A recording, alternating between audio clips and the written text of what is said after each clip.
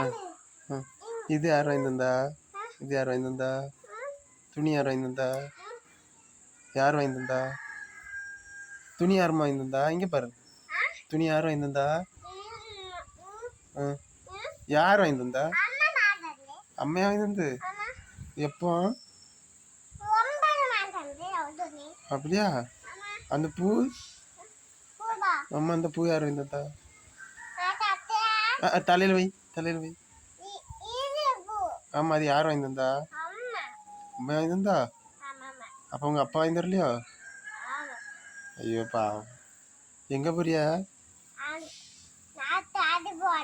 இப்ப? எங்க போறியா? அப்படியா? இது யாரு? இது யாரு? யாரு?